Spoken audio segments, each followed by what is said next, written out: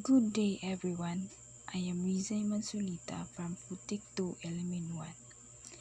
Today I'm going to tackle about one of the methods that used in preserving food or food preservation. With this stand it makes a method that used in preserving food, but I'm only discussing one of the method. In that method I'll be discussing about food dehydration. Let's talk about what is dehydration, the brief history of dehydration, principle of dehydration, and also I'm going to show you some product of dehydrated food. Before we discussing our topic, let us discuss first what is food preservation, because dehydration is under of that. So food preservation is a process of treating and handling in such a way to stop greatly slow down spoilage and prevent foodborne illness while maintaining nutritional value, texture, and flavor. So now, let's go back to the topic which define what is dehydration. So dehydration is the removal of water by evaporation from a solid or liquid food with the purpose of obtaining a solid product sufficiently in water content. Traditionally, dehydration is through evaporation, which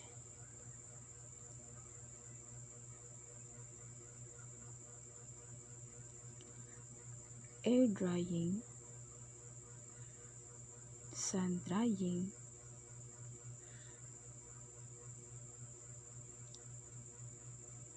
smoking, or wind drying. So today we are in a modern way. So there are equipment that use in dehydration such as dehydrator or fish drying. This can be used to speed up the drying process.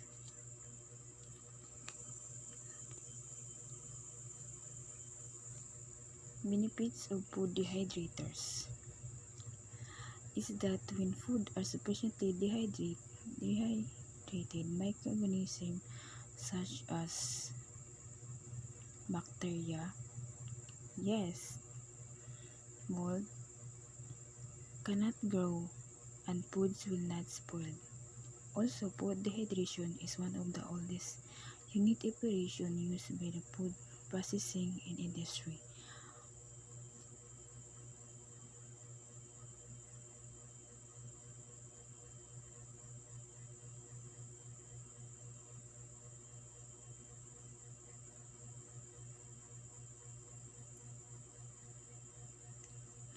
So now, let's talk about the difference between dehydration and drying, because mostly of people mistaken understand that two are the same, but it is no, because they are similar but different. Now, let's talk about the difference of the two.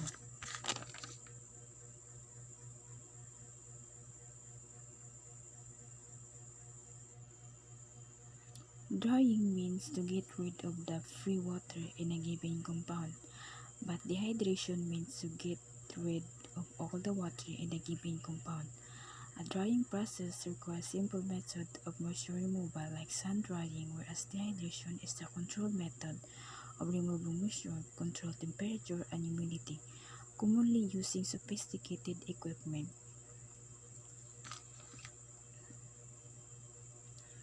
Just like other method, dehydration is one of the oldest techniques that used by our ancestors and passed to their descendants, undergoing to enhance the process of dehydration by using our modern equipment.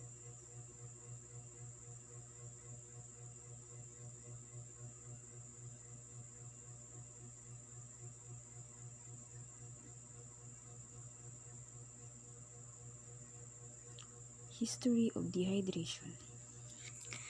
Dehydration is one of the oldest food preservation practices. The first uses of food dehydration were for drying berries, roots, meat, and fish by leaving them out in the sun.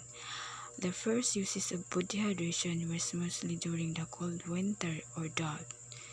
When food was scarce later on, food dehydration was used to help allow hunters and explorers to travel with food. At first, dehydration was only done by using salt and the sun, but in the late 70s, the French successfully developed a dehydration unit to dehydrate fruits and vegetables at a controlled temperature.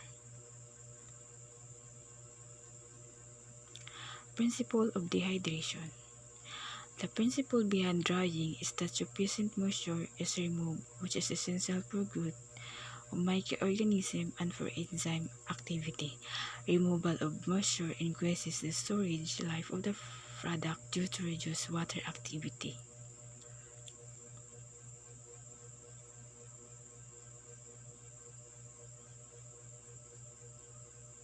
Example of dehydration products: powdered soup and sauces, pasta, instant rice, powdered milk, dehydrated potatoes in a box, dried fruits and vegetables, and dried meats like beef jerky.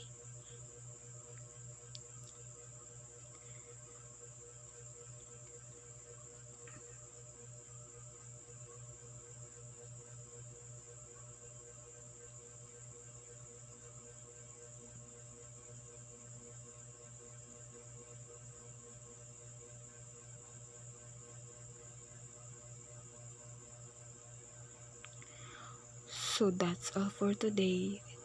Thank you so much for listening.